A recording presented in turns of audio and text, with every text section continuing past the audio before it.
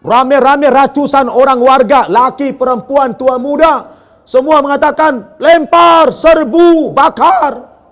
Terdengar di luar. Kami dilempari pakai batu. Rumah itu sudah batu semua. Kendaraan kami sudah kena lemparan batu semua. Wah, gawat. Pak Usman buru-buru tutup pintu. Saya bilang sama mereka serumah itu, Bapak Ibu, kita sekarang sedang terancam karena keimanan kita. Mari hari ini kita, malam ini semua kita berniat mati syahid.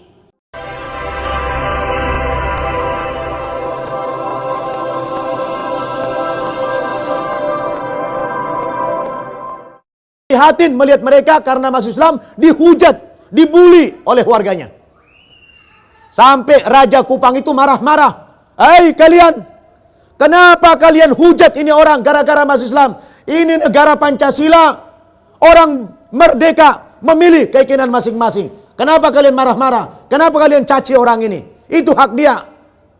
Dibela sama raja tadi. Subhanallah, Bu. Mungkin karena kehebatan dia membela orang ini, tiba-tiba 10 hari kemudian raja itu dapat hidayah. Dan bukan cuma dia dapat hidayah, sekeluarga dapat hidayah. Telepon saya, Pak Manuel.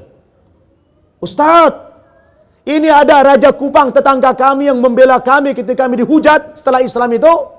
Ternyata Allah berikan dia petunjuk.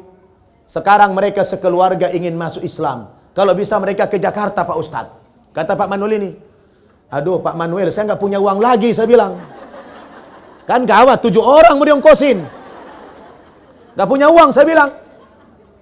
Kata dia, mereka ini nggak miskin Ustadz. Dia raja. Dia bisa ongkos sendiri Ustadz.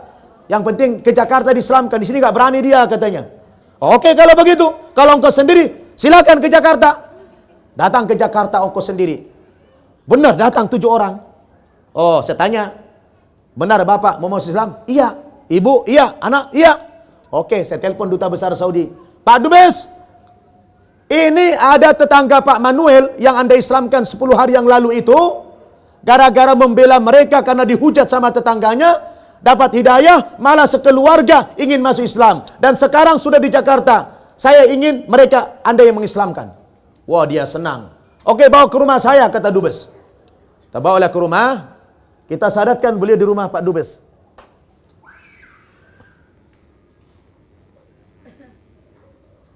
Ini Pak Raja Kupang itu.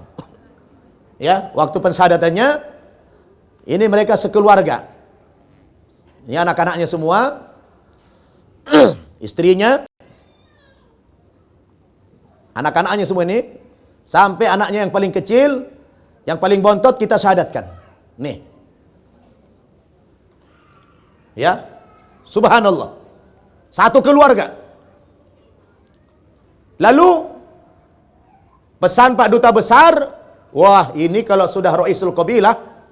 Pimpinan suku, ini ibarat ayam, kalau sudah kita pegang induknya, anaknya pasti ikut. Kata beliau, perhatikan ini, bimbing ini aset kita terbesar, kata Duta Besar. Siap Pak Dubes. Lalu mereka pulang ke Kupang sekeluarga. Saya minta di sini, tapi tidak mau. Pulang mereka, benar.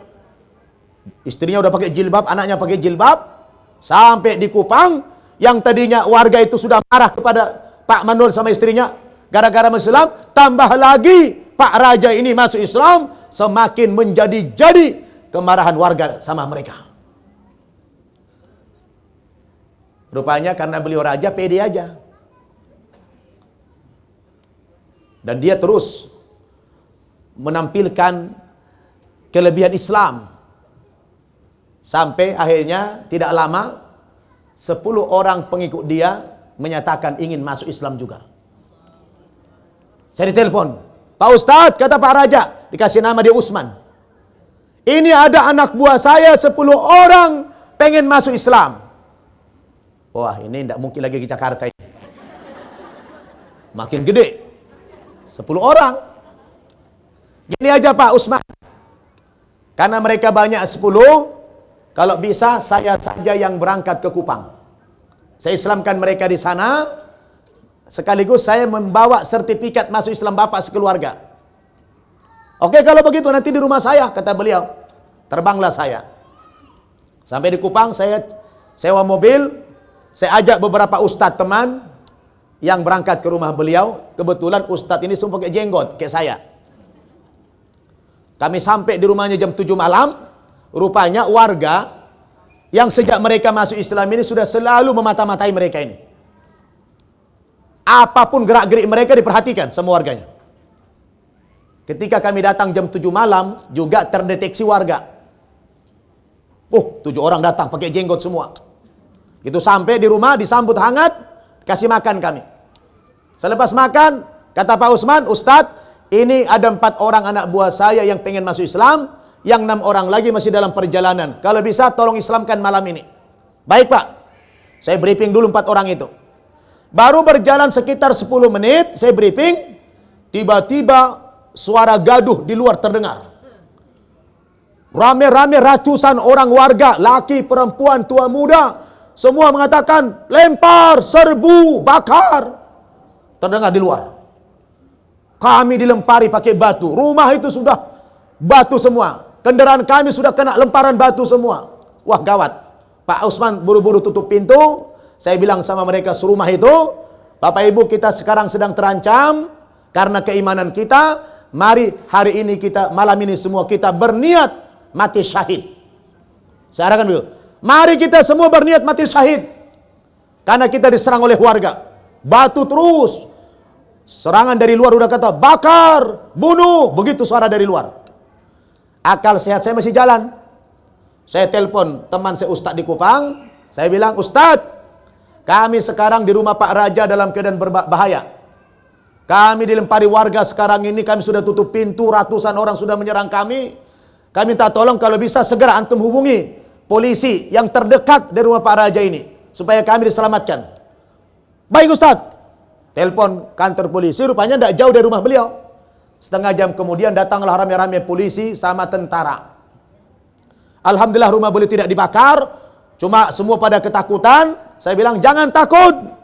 Mari kita tawakal kepada Allah. Kalau memang kita mati, insya Allah mati syahid. Kalau kita masih hidup, mudah-mudahan kita hidup mulia, saya bilang. Datanglah polisi tentara, alhamdulillah kami selamat. Dievakuasi, dibawa ke kantor polisi. Sampai di sana diinterogasi saya jelaskan semuanya. Lalu kata Pak Kapolseknya kepada Pak Raja dan keluarga, Pak Raja, Anda ini sekarang lagi terancam nyawanya. Warga sangat marah kepada Anda karena Anda masuk Islam. Sebab Anda tokoh. Kalau bisa, dia bilang, Anda sekeluarga mengungsi dulu. Entah kemana. Apa ke Jakarta, ikut Ustaz Nababan, atau kemana, silakan. Apa kata Pak Raja ini? Mohon maaf Pak Kapolsek. Saya ini bukan pendatang. Saya lahir di desa ini. Besar di sini. Sekolah di sini. Menikah di sini. Anak di sini. Saya tidak mungkin tinggalkan kampung halaman saya. Kalaulah gara-gara keislaman kami warga marah lalu membunuh kami sekeluarga sudah siap mati dalam keadaan Islam.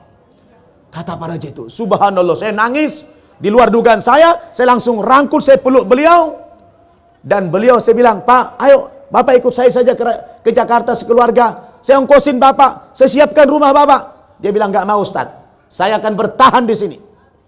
Subhanallah, baru lagi beberapa hari masuk Islam, imannya sebegitu kuat. Kalau saya tidak mampu itu.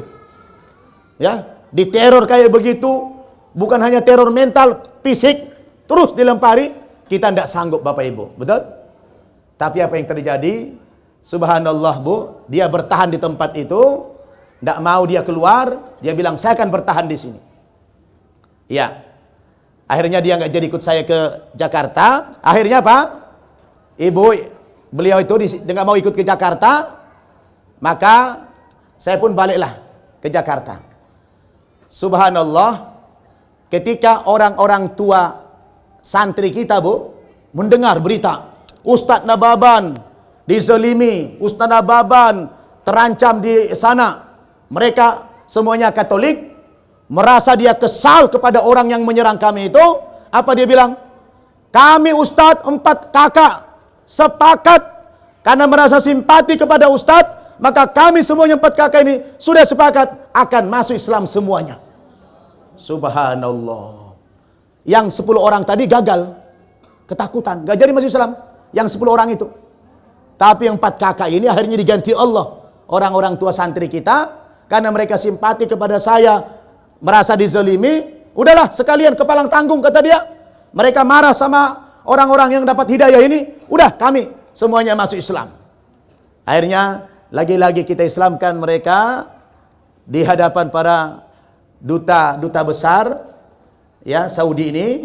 Ini mereka orang-orang tua santri yang kita syahadatkan, dan juga sebagian diislamkan oleh duta besar Kuwait ya.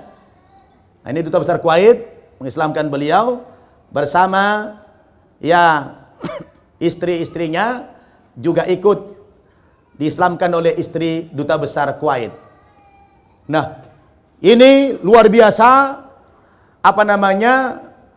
ekspansi yang kita lakukan. Tadinya cuma membangun saja, memperbaiki bangunan, ternyata dibalas Allah dengan banyaknya orang-orang mendapatkan hidayah dari Allah Subhanahu wa taala. Dan sekarang juga sudah banyak berita ke saya, sudah banyak juga yang ingin masuk Islam lagi. Tapi saya dilarang pergi ke Kupang karena saya sedang diwanti-wanti mereka. Kenapa? Karena dalam pandangan mereka saya ini semacam biang keroknya. Ya, sayalah yang menjadi penyebab orang-orang di sana banyak masuk Islam. Jadi saya ditahan. Ustadz Nawaban, jangan kemari dulu. Yang penting kiriman Anda sampai ke kami. Yaitu pembinaan harus jalan. Saya datangkan ustadz-ustadz ke sana, mau ngajari ngaji, ngajari sholat, ya dan lain sebagainya. Kita terus lakukan pembinaan. Dan sekarang kita bikin televisi ini. Tapi apa yang terjadi, Bu? Saya sudah sedemikian terus melakukan ekspansi. Tapi ternyata sampai hari ini prihatin saya belum ada satu lembaga atau konglomerat atau pengusaha yang membackup saya, menggandeng saya dengan mengatakan, Ustadz, ini programmu sangat bagus sekali, kami ada berada di belakang Anda. Tidak jumpa saya. Prihatin tidak? Padahal dakwah kita ini sangat penting mendapatkan dukungan dari segenap kaum muslimin. Tapi saya tidak putus asa, saya tetap semangat. Saya yakin nanti suatu saat kita akan menemukan partner-partner dakwah yang siap mendukung perjuangan kita. Karena saya sudah bercita-cita, insya Allah lembaga-lembaga kayak begini akan saya bangun di seluruh Indonesia, terutama di daerah-daerah minoritas Islam.